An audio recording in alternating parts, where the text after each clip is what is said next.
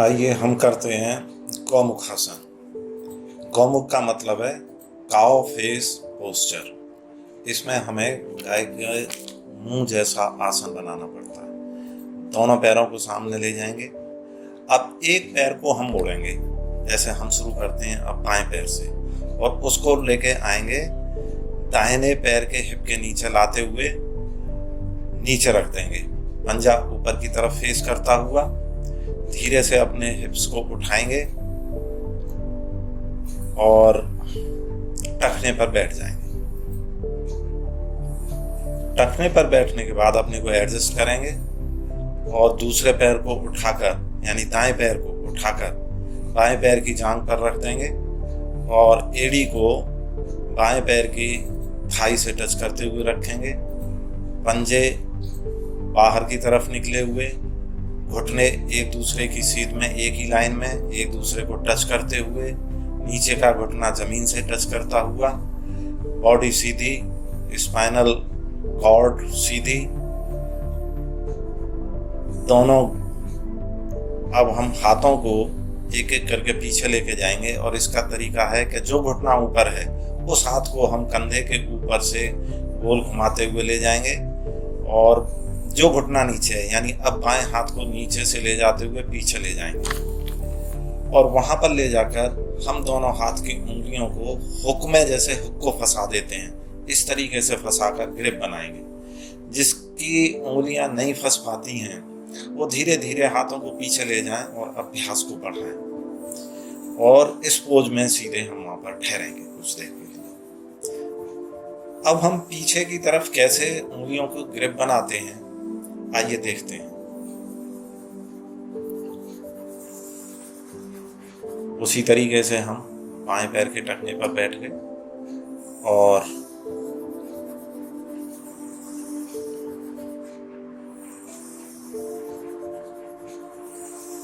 अपनी पोजीशन को सुखपूर्वक सेट करेंगे। दाहिने पैर को मोड़ेंगे, दाएं पैर की एड़ी को जो है हिप से टच करेंगे। अब देखिए हमारा दाहिना पैर ऊपर है तो दाहिने हाथ को हम ऊपर से लाएंगे, बाएं हाथ को नीचे से लाते हुए दोनों हाथ की उंगलियों को इस तरीके से फंसा लेना और रोक कर रखना। रीढ़ की हड्डी को सीधी रखेंगे, हाथों को खींच कर रखेंगे, कोई ढिलाई नहीं होनी चाहिए। जब हमारी उंगलियों में ग्रिप बनने लगे उसके बाद हम एक दूसरे हाथ की कलाई को पकड़ लेंगे। इस आसन के अंदर हम सांस को नॉर्मल लेते रहेंगे, ध्यान को सांसों पर रखेंगे, आंखें बंद रखेंगे। थकने लगेंगे, धीरे धीरे वापस आ जाएंगे।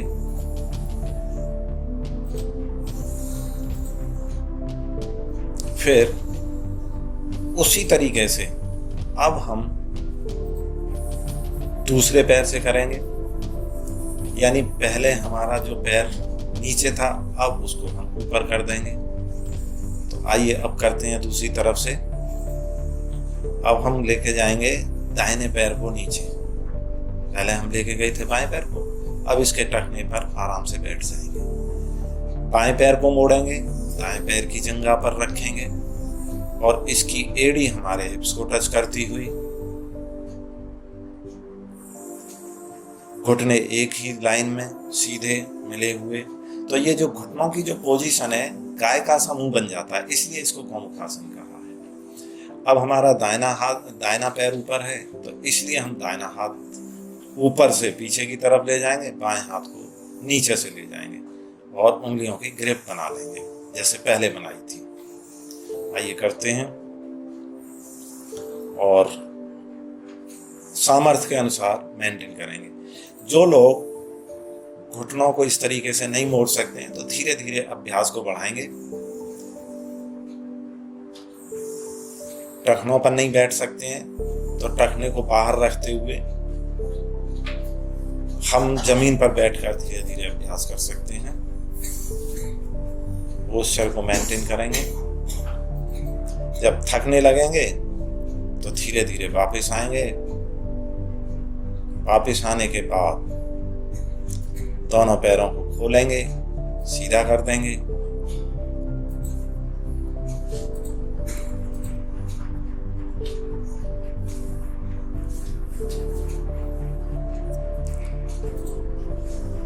आसन में कोई झटका पटकी नहीं, पैर निकालने में कोई झटका पटकी नहीं करनी, धीरे धीरे हाथों को हटाना है, घुटनों को हटाना है। जो घुटना ऊपर है उसे पहले धीरे से उठाकर सीधा कर देंगे, फिर दूसरे पैर को भी सीधा कर देंगे। एड़ियों में करीब 8-10 इंच का फासला रखते हुए पंजे बाहर की तरफ लटकाकर हाथ पीछे ले जाकर विश्राम करेंगे, आंखें बंद करेंगे, सांस नॉर्मल। ये हमारे विश्राम की एक पोजीशन है। दूसरी तरीके से विश्राम, एड़ी पंजे मिला लें, उनको खींच लें, घुटनों को दोनों कोहनियों के बीच में आगे कलाई पकड़ते हुए हैंग कर दें, बॉडी को ढीला छोड़ दें। आइए जानते हैं अब गौमुखासन से हमें क्या लाभ है। सबसे पहले लाभ है कि इसमें हमारे घुटने, कंधे, कलाइयाँ, कोहनी, इन पर काफ़ी जोर पड़ता है, तो इनके अंदर फ्लेक्सिबिलिटी आती है, स्टिफनेस हटती है और इनको स्ट्रेंथ काफ़ी मिलती है। चेस्ट, हिप्स, अपर आर्म्स, अपर बैक, थाइस, ये भी मजबूत बनते हैं क्योंकि इन पर भी काफ़ी जोर आता है।